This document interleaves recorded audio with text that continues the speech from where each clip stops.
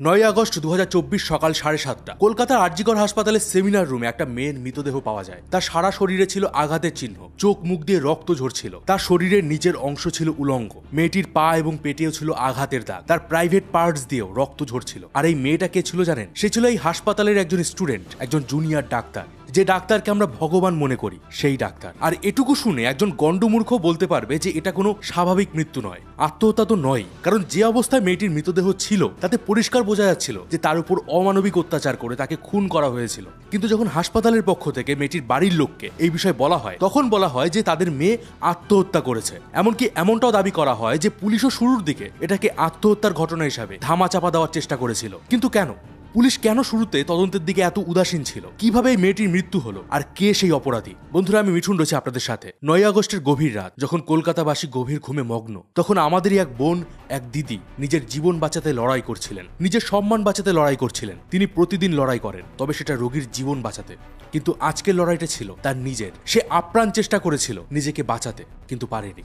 হিংস্র জন্তুর শিকার হয়েছিল সে। তো চলুন আজ এক হেরে যাওয়া নারীর কথা বলবো, যে চোখে স্বপ্ন দেখেছিল মানুষকে সেবা করার। কলকাতার নামকরা হাসপাতাল আরজিকর, সেখানে 31 বছর বয়সী পোস্ট গ্রাজুয়েট স্টুডেন্ট এবং জুনিয়র ডাক্তার অভয়া। এখানে আমি তার আসল নাম বলবো না বা তার ছবিও দেখাবো না। আমি অনেককে দেখেছি ফেসবুকে এবং অন্যান্য সোশ্যাল মিডিয়ায় অভয়ার ছবি সহ পোস্ট করতে। দেখুন, একজন রেপ ভিকটিমের ছবি এবং তার আইডেন্টিটি পাবলিশ করা সেকশন 228A আইপিসিতে ইল্লিগাল এবং এটা একটা ক্রাইম। তো বৃহস্পতিবার তার 36 ঘন্টার ডিউটির পর রাত 12টায় অভয়া আরজিকর মেডিকেল হাসপাতালের চেস্ট ডিপার্টমেন্টের সেমিনার রুমে যান। এখানে তার সাথে তার বন্ধুরা ছিলেন, যাদের হাসপাতালে সেদিন নাইট ডিউটি ছিল। রাতে অনলাইনে খাবার অর্ডার করে তারা খাওয়া দাওয়া করেন, আর এরপর বেশ কিছুক্ষণ তারা আড্ডা দেন। অলিম্পিকে নীরাজ চোপড়ার খেলাও তারা দেখেন। এরপর রাত 3টের দিকে তিনি ঘুমিয়ে পড়েন, আর পরদিন সকাল 7:30টার দিকে একটা নীল ম্যাট্রেসের উপর অভয়ার মৃতদেহ পাওয়া যায়। আর প্রাথমিক তদন্তে এটা মনে করা হচ্ছে যে ভোর রাত 3টে থেকে সকাল 6টার মধ্যেই তার মৃত্যু হয়েছিল। তবে শুরুর দিকে কিন্তু পুলিশ তদন্তে একদমই জোর দেয়নি। আর তখন শুরু হয় বাকি ছাত্রছাত্রীদের বিক্ষোভ। সারা রাজ্য জুড়ে বিভিন্ন হাসপাতালে আন্দোলন শুরু হয়, আর শেষে এক প্রকার তড়িঘড়ি করে কলকাতা পুলিশ তাদের তদন্ত শুরু করে।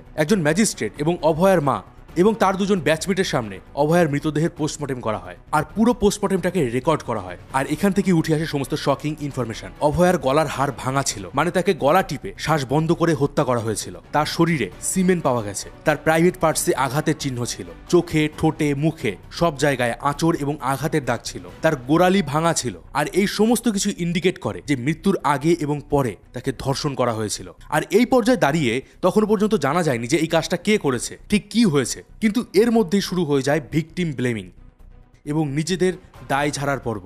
আরজিকর মেডিকেল হাসপাতাল কলেজের প্রিন্সিপাল বলেন, মৃত ছাত্রী রাতে একা সেমিনার হলে ঘুমানো বা থাকা উচিত হয়নি। মানে এক প্রকার বলতে চেয়েছেন যে অভয়া যে মারা গেছে এটা তার দোষ। সে গিয়েছিল বলেই তাকে ধর্ষণ করা হয়েছে, তাকে মারা হয়েছে। এখানে খুনির কোনো দোষ নেই। আর আপনাদের বলে দেই, ঠিক এই ভয়ে দেশ জুড়ে হয়ে যাওয়া প্রতিদিন হাজার হাজার ধর্ষণের কোনো রিপোর্ট হয় না, কারণ ভিকটিমরা ভয় পায় যে শেষে হয়তো তাকেই দোষ দেওয়া হবে আর বলা হবে এটা তো তোর জন্যই হয়েছে। আর এই সন্দীপ ঘোষ মানে কলেজের প্রিন্সিপালকে এর আগেও দুবার দুর্নীতির জন্য আরজিকর হাসপাতাল থেকে অন্য হাসপাতালে ট্রান্সফার করা হয়েছিল। ইভেন গত বছর র্যাগিংয়ের ঘটনার সাথেও এনার যুক্ত থাকার কথা উঠেছিল। হাসপাতালের ফান্ডে গরমিল, ক্যান্সারের গুরুত্বপূর্ণ ওষুধের রিসার্চ আটকে রাখা, এরকম আরও বহু ঘটনা রয়েছে। তবে তার বিরুদ্ধে যখনই কোনো স্টুডেন্ট কথা বলে তিনি তাকে পরীক্ষায় ফেল করিয়ে দেন বা সিনিয়রদের দিয়ে সেই স্টুডেন্টের উপর চাপ সৃষ্টি করেন। না, এটা আমি নিজের মন গড়া কথা বলছি না। এই সমস্ত কিছু নিউজ মিডিয়ায় পাবলিশ হয়েছে এবং সেই লিঙ্ক আমি ডিসক্রিপশন বক্সে দিয়ে দিচ্ছি। আপনারা এই নিউজগুলো পড়লে আরও অনেক কিছু জানতে পারবেন। তো এবার শুরু হয় তদন্তের নেক্সট স্টেপ। প্রশ্ন ওঠে যে অভয়া সেদিন কেন ওই সেমিনার রুমে গিয়েছিল। আর তদন্তে জানা যায় শুধুমাত্র সেদিন নয়, নাইট ডিউটিতে থাকা বেশিরভাগ জুনিয়র ডাক্তাররাই ওই রুমে যেতেন রেস্ট নিতে। কারণ যে ডাক্তাররা দিন রাত রোগীদের সেবায় ব্যস্ত থাকেন, তাদের বিশ্রামের জন্য, রেস্টের জন্য এত বড় হাসপাতালে কোনো পর্যাপ্ত রুম নেই। সেমিনার রুমে এসি আছে, তাই এখানে তারা রেস্ট নেন। আর এরবার শুরু হয় খুনিকে খোঁজার পালা। সেমিনার রুমে কোনো রকম সিসিটিভি ক্যামেরা ছিল না, ক্যামেরা ছিল বাইরে করিডরে। আর সেই সিসিটিভি ফুটেজেই রাত 3টে থেকে 6টার মধ্যে মোট 4 জনকে দেখা গেছে। এই 4 জনকে জেরা করা হয়। 3 জন জানায় যে তারা রোগীর পরিবারের লোক, আর তাদের যুক্তি হিসাবে তাদের উপর কোনো সন্দেহ ছিল না। কিন্তু একজন, তার কাছে কোনো প্রশ্নের সঠিক উত্তর ছিল না। তার নাম হলো সঞ্জয় রায়। ভোর 4টের দিকে সেমিনার রুমে সে ঢোকে, আর 4:45 সেমিনার রুম থেকে বেরিয়ে আসে। সে যখন ভেতরে ঢুকেছিল তার গলায় একটা ব্লুটুথ হেডফোন ছিল, কিন্তু সে যখন বেরিয়ে আসে তখন তার কাছে সেই হেডফোনটা ছিল না। আর সেই হেডফোনটা পাওয়া গেছে অভয়ার মৃতদেহ যেখানে পড়েছিল সেখানে। আর এখান থেকেই পুলিশ কনফার্ম হয় যে সঞ্জয় রায় হলো সেই ব্যক্তি যে এই ধর্ষণ এবং খুন করেছে। কিন্তু প্রশ্ন হলো, এই সঞ্জয় রায় কে? এই সঞ্জয় রায় হলেন কলকাতা পুলিশের একজন সিভিক ভলেন্টিয়ার। 2019 সালে সিভিক ভলেন্টিয়ার তিনি চাকরি পান। এবার আপনার মনে একটা প্রশ্ন আসবে যে সিভিক ভলেন্টিয়ারের কাজ তো ট্রাফিক সামলানো আর পুলিশের কাজে টুকটাক হেল্প করা, তাহলে সে অত রাতে আরজিকর হাসপাতালে কি করছিল? সে ঢুকলোই বা কি করে? তো 2019 সালে সঞ্জয় রায়ের চাকরি হয় কলকাতা পুলিশের ডিজাস্টার ম্যানেজমেন্ট ডিপার্টমেন্টে। কিন্তু সেখানে জয়েন করলেও একদিনও তিনি সেখানে ডিউটি করেননি।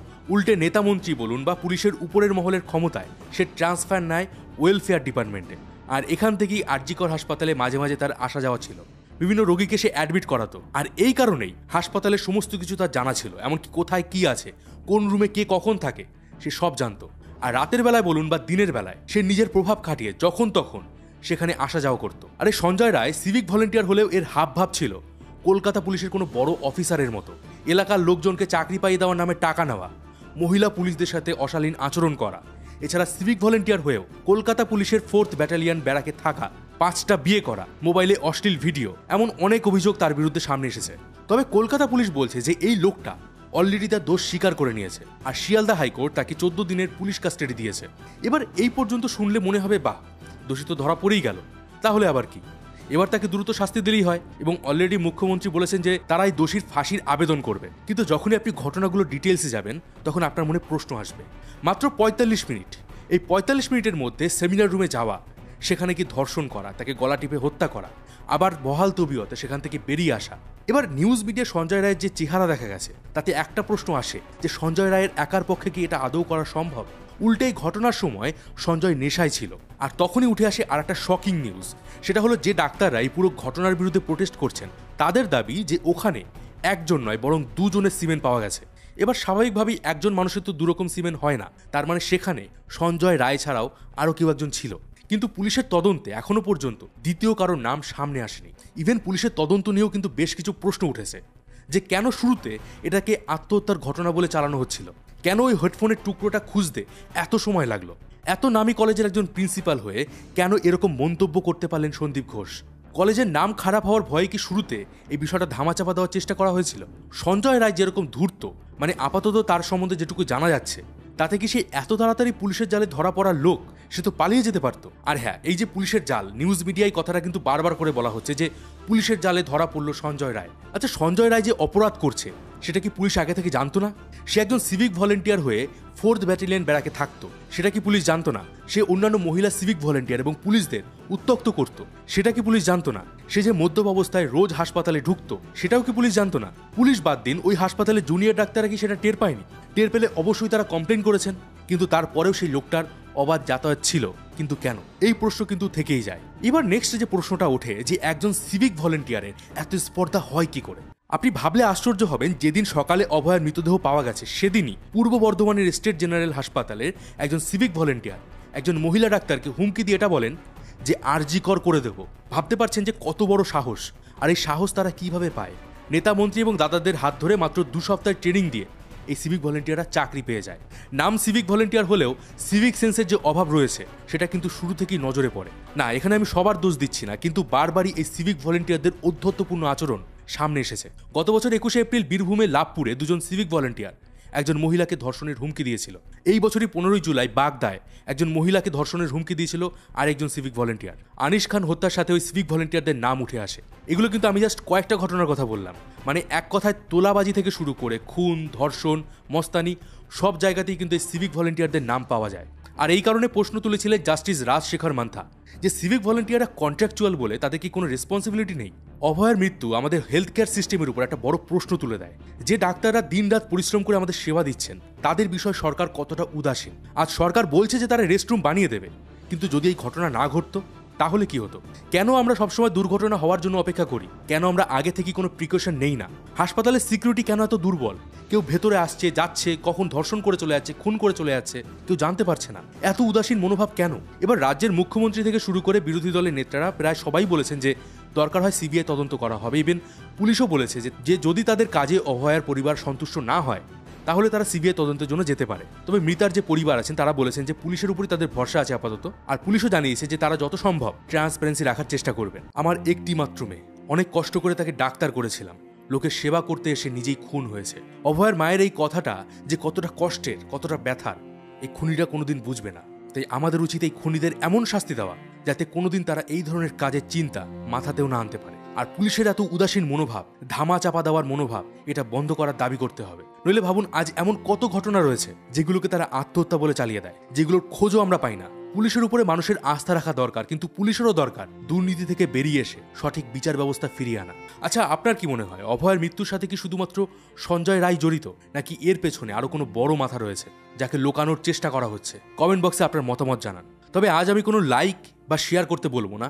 আজ শুধু আপনাদের কাছে একটা রিকোয়েস্ট করব, সোশ্যাল মিডিয়ায় ঝড় তুলুন, হ্যাশট্যাগ দিয়ে লিখুন জাস্টিস ফর অভয়া, আর পোস্ট করুন x.com থেকে শুরু করে ফেসবুক, ইনস্টাগ্রাম, ইউটিউব সব জায়গায়। আমি আমার হোয়াটসঅ্যাপ গ্রুপে একটা ছবি দিচ্ছি, এই ছবিটা সহ পোস্ট করুন। আর জাস্টিস ফর অভয়া যত বেশি সম্ভব পোস্ট করুন। অভয়ার তদন্তের লেটেস্ট আপডেট আপনি আমাদের হোয়াটসঅ্যাপ চ্যানেলে পেয়ে যাবেন, তাই জয়েন হয়ে যান আমাদের চ্যানেলে, লিঙ্ক ডেসক্রিপশন বক্সে দেওয়া আছে। দেখা হবে পরের ভিডিওতে। ততদিন ভালো থাকবেন, সুস্থ থাকবেন। আর আমি ছিলাম মিঠুন আপনাদের সাথে।